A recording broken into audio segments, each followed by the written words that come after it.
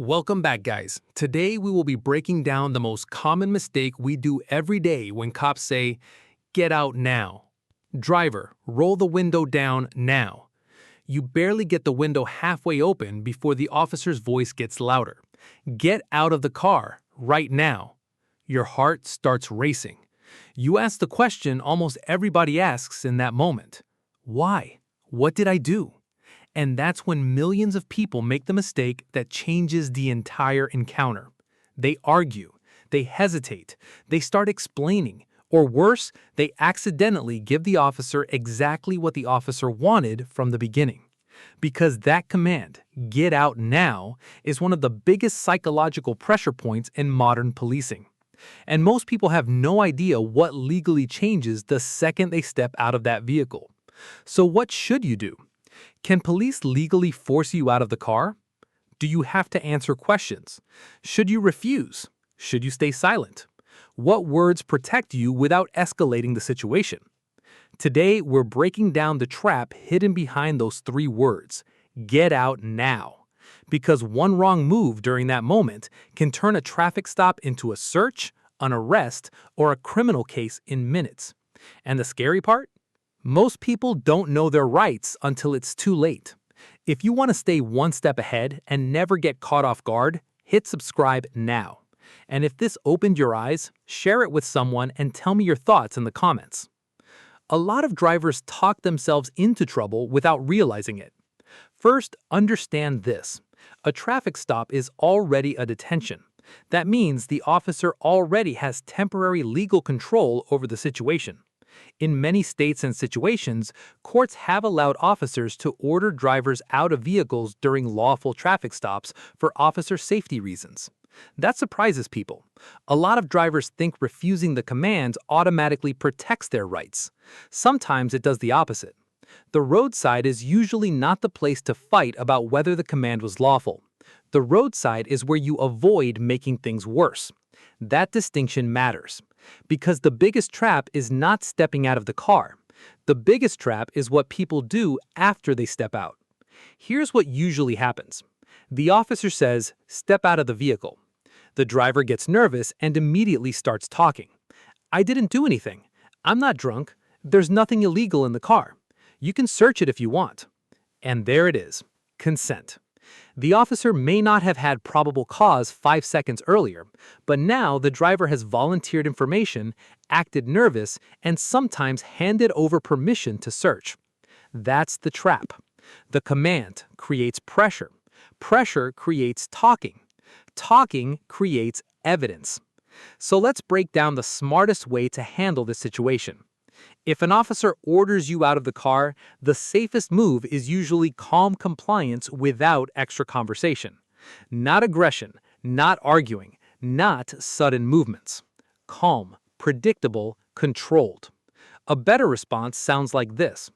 "Okay, officer, I am complying." That sentence matters more than people think. It signals you are not resisting. It lowers tension, and it reduces the chance the officer interprets your movements as a threat. Now pay attention to the next part. As you move, keep your hands visible. Do not reach suddenly into pockets. Do not lean around inside the car without explaining. Do not start digging for documents unless instructed. Because another massive mistake drivers make is moving too fast while emotional. The officer does not know what you're reaching for. You may know it's your wallet. The officer does not.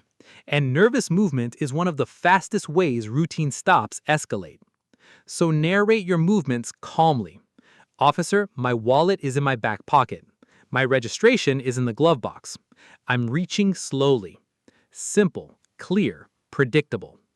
Now let's talk about the second trap, the investigatory conversation.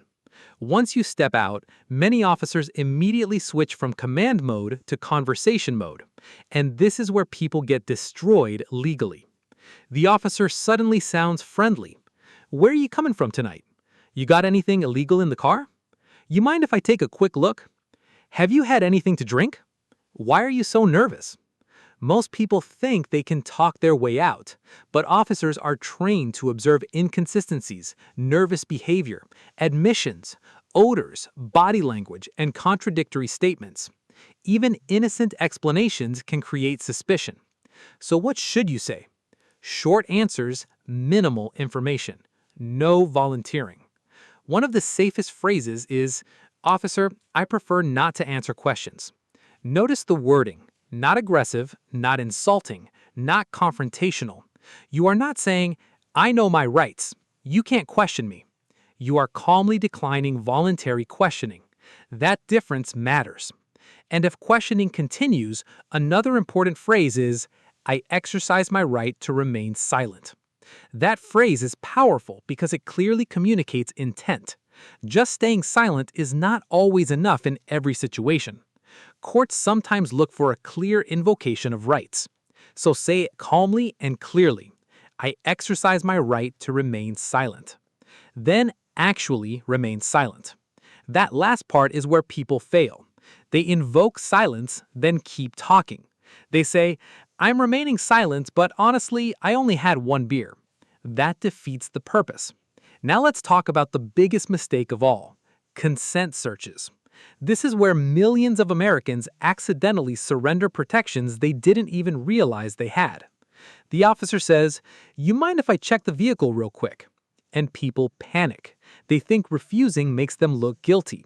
So they say yes. But here's what many drivers do not understand. If you consent to a search, you may waive important Fourth Amendment protections regarding that search. And later, it becomes much harder to challenge what officers found. That's why the safest response is calm and direct. "Officer, I do not consent to any searches." That sentence is incredibly important, not because it magically stops a search. Police may still search under certain legal exceptions depending on the circumstances. But your refusal matters later. It preserves your position that the search was not voluntary consent. Now notice something critical. You are not physically blocking the officer. You are not arguing. You are not resisting. You are verbally refusing consent while remaining compliant. That balance is everything. And if the officer searches anyway, do not fight physically. Do not grab. Do not interfere. Do not escalate. You handle legality later in court, not on the roadside. Because roadside escalation can become very dangerous very fast. Now here's another trap almost nobody talks about. People try to educate the officer during the stop. Bad idea. Drivers start quoting laws, threatening lawsuits, pulling out phones while angry, interrupting constantly. Listen carefully. You can absolutely document police encounters in many situations, subject to local laws and safety considerations. You can assert rights. You can challenge unlawful conduct later. But ego battles during active detention usually make things worse. The goal is not to win emotionally. The goal is to leave safely without giving away evidence or consent. Those are different goals. And remember this too. Different states have different rules. Some states require identification in specific circumstances. Some states have different firearm disclosure requirements. Some states interpret detention issues differently. And every encounter depends heavily on the facts. So this video is educational information, not personal legal advice. But the general safety principles remain consistent almost everywhere. Stay calm. Keep hands visible. Do not make sudden movements. Do not volunteer information. Do not consent to searches. Do not argue. Ask if you are free to leave. Remain silent when appropriate. Request a lawyer if questioning becomes serious. And most importantly, do not let pressure make you talk yourself into trouble. Because sometimes the most dangerous moment in a traffic stop is not when the officer says, "Get out of the car." It's the moment right after.